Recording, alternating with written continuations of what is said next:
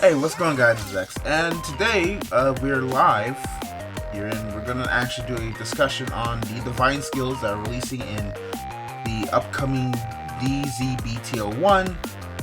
I forget the actual name of the title. It's probably up here on the screen, so I don't really need to know it. But what I want to do is actually go in and rank the 4 divine skill or faded 1 cards based on 1, how the cards are, and 2, based on how I think the divine skills themselves are good. So I think without that, I think we're just kind of getting started because if you didn't watch the stream, I almost lost my mind because the wiki is a terrible thing. But let's go. So we've got 4. We've got Vargas, we've got Rezael, we've got Weltra, and then we've got Krysrain. And so for this, we're gonna talk 1 each and kind of go off of that. So we're gonna start off with the big one. Everyone kind of like enjoys it a lot. So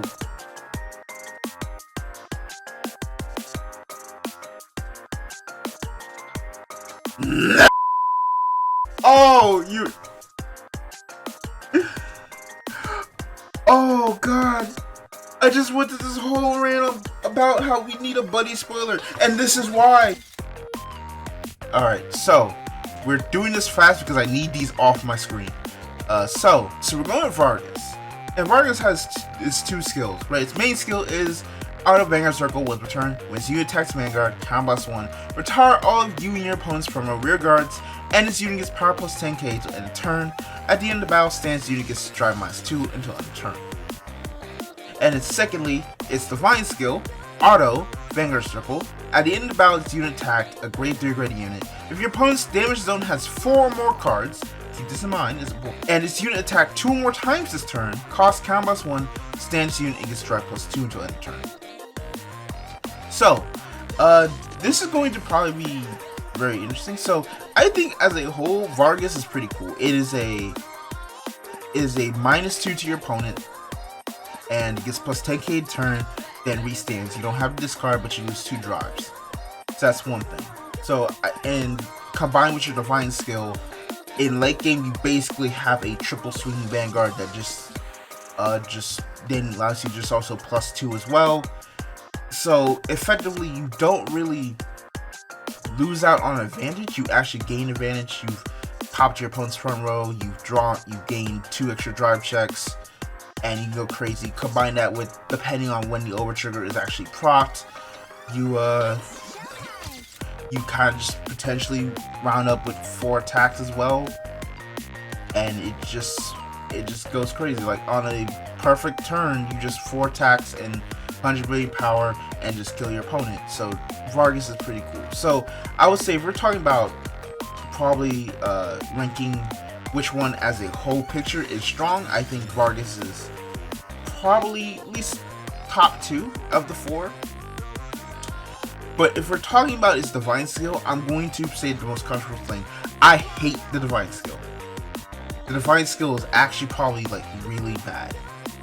And I know you're gonna say, wait, but it allows you to get 3 attacks and plus 2 drive. You get your drives back. That's true, but the conditions for it are insane. 1, it's costs counter blast, and its deck is very counter blast heavy. 2, your opponent has to be a grade 4 or greater, so you don't have the flexibility like the other 3 divine skills us to when to use it. It pretty much is a late game only divine skill. 3, you have to attack 2 more times. So if you didn't have any counter blast and you burned it all too much, you're basically kind of screwed. So it's like, it's very hard to use. I think that's basically the point. And so I don't think it's the best. I think it's probably the worst one. I don't like it. If you combine it with the rest of the deck itself, it's looking to be probably one of the strongest decks. But if you look at just the divine skill itself, I don't really enjoy it. So that's kind of why I say it's bottom. It's in the bottom. Next, after I cut this down, we're going on to Weltra.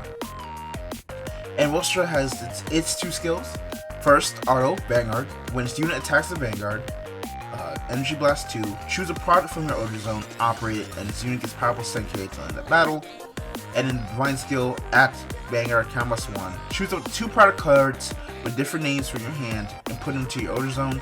If you put 2 cards, choose a product from your order zone and operate it.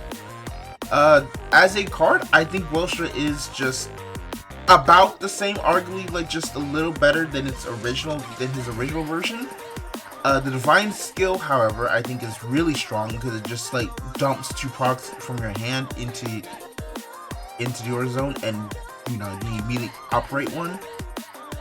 And those products are pretty cool. You've got cards that straight up like minus your opponent's power, retire cards, whatnot.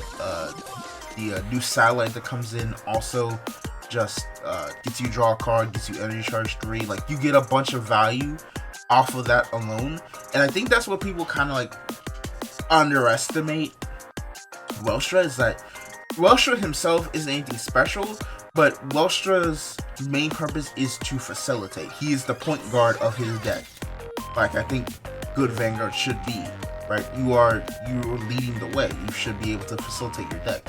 So his Divine skill being like, get my turn set up insanely and immediately operate something, immediately get to gaining advantage on my opponent and just out advantaging my opponent, I think gives Weltra a lot of positives to him. So I say for Weltra, Weltra is probably somewhere around here. I'm not done exactly yet. I need to kind of like think about where he stands on the rest of the cards. But as for his actual Divine skill, I think it is probably about number 2 right now, and we'll go from there. So now we will go to probably more controversial one. Faded one at every train, Krysrain. People have kind of written this card off, and we'll see in just a moment why people think that. So first act, Vanguard Circle, once per turn, counterblast 1, and perform one of the following. If you have 4 or more units with different card names, perform 2 instead of 1, and if you have 5 or more, perform all instead of 1. So the choices are: draw a card, energy charge 3. Choose one of your units, and it gets power plus 15k at the end of turn, and this unit is critical plus 1 to enter. And that's his normal skill. I think that's a pretty fine skill. And his second skill is Divine Auto Vanguard. At the end of battle, this unit have the grade their graded unit. Cost: return all rear guards to hand. Choose up to 1 unit card from your hand, call it to rear guard circle, and at the end of turn, increase or decrease that unit's power and critical to match this unit. Which is why the plus 15k and a crit exists. So that is its whole point, right?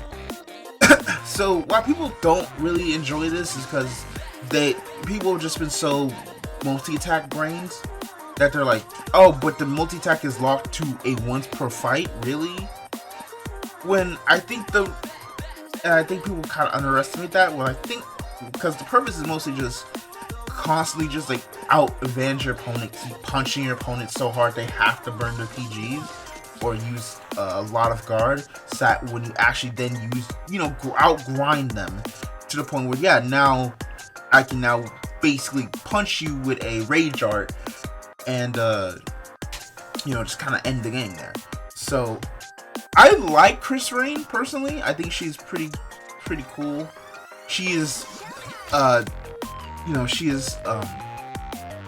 in a sense somewhat similar to Highlander, but she's not as restrictive as Highlander. So it's like you can use multiple cards, right? Highlander means the entire deck is Highlander. You just have to kind of build your deck in a way. It's both restrictive and opening for deck building, because you don't always have to.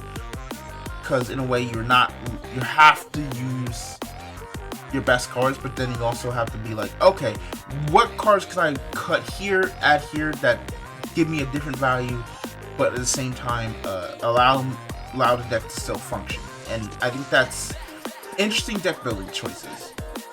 And Lyrical's had a lot of cards that are really good generic, so it's like, I think people can find a way. I think eventually Krysrain will be good. I don't know if he'll be now. So on that note, I say as a card, Krysrain is probably the third. But as for the Divine skill, I think it's also third. I think they both are third. They're not the worst ones in the bunch. Fine, which kind of just ends up on Faded Wedding Miracles Rezael. Once Rezael actually loads, we'll actually get to it. Rezael has two skills. Auto Vanguard Circle. When his unit attacks the Vanguard, costs Counterblast 1. Choose up to 2 cards from your drop with different grades and a total of grades less than or equal to the number of cards in your damage zone and call them the Rear Guard Circle. Then Divine Skill, Soul Blast 1, return all criticals from your drop to the deck and shuffle it, and his unit gets drive +1 until end of turn. Until end of this fight, you cannot ride units without Rezael in the card names, and you get, when your damage check reveals a trigger unit other than heal, if your damage zone has 5 or more cards, choose a card from your damage zone, heal it, and you lose this ability. So Rezael is basically a one more. Right, so it's like, okay, it has. So first off, he gets multi-attack, however it is restricted based on how much damage your opponent gives you. But because the whole point is to hit 6 damage, eventually it will get stronger with time, but early it's not going to be as strong. As for its Divine Skill, I think the Divine Skill is probably the most busted thing in the repertoire, because coming late game when you've dropped a bunch of guard, dropped a bunch of things, you can then Divine Skill, send all your crits back to the deck, and then just hit drive 1 in turn, and then basically go for a lethal push. Swing, call 2 units, call, hit, crit, or something like that. Bam, you hit them. If you do not, and it's like it increases the trigger density in your deck, and then basically says if you don't kill them, you have effectively a second potential. You have more chances to heal if you just can't actually block their attacks. So you get another chance to take 1 damage, and with the increased trigger density, you're more likely to actually hit a heal anyway, right? So if you're on heal to heal, if you heal on an over trigger, basically you basically kind of remove 2 damage and stop a turn, meaning you get a chance to fight back next turn. So I think Rezael is fine. I think the problem is just Rezael, the card is okay. I think really, I think we're gonna kind of put it like this. I think Rezael is pretty cool. I think Rezael goes 3rd while Krysrain goes 4th, because I think the Divine Skill of Rezael is so good compared to everyone else. I think it is actually probably the best Divine Skill right now. And that's really it. I think as a Divine Skill, it is insanely crazy, because it's like, oh, I just Legion, stack triggers, densify my deck with triggers, and go crazy. So I think that's kind of it. So if we're looking at the list in terms of the actual cards themselves, I think Weltra is first, Vargas is second. Well, it can go either way. I think Weltra and Vargas are tied first, second. I think Rezael is third, and I think Krysrain is 4th. Because, and then you look at the Divine Skills, I think Rezael is the best one. I think Weltra is such a insane advantage push. I think people are underestimating it. I think Krysrain's is very fun, and I do not like Vargas's Divine Skill, because it's very restrictive and only really works in the late game. So yeah, those are my thoughts. Yeah, this took a minute to get there, so let me know what you guys think. What do you think of the power levels of these 4 divine skills or Fated One users as a whole. Like, do you have like an opinion on which divine skill individually is stronger differently, or which card overall is stronger? Let me know in the comments, guys. And if you like this, please like, comment, subscribe, and I'll see you next time. Bye bye.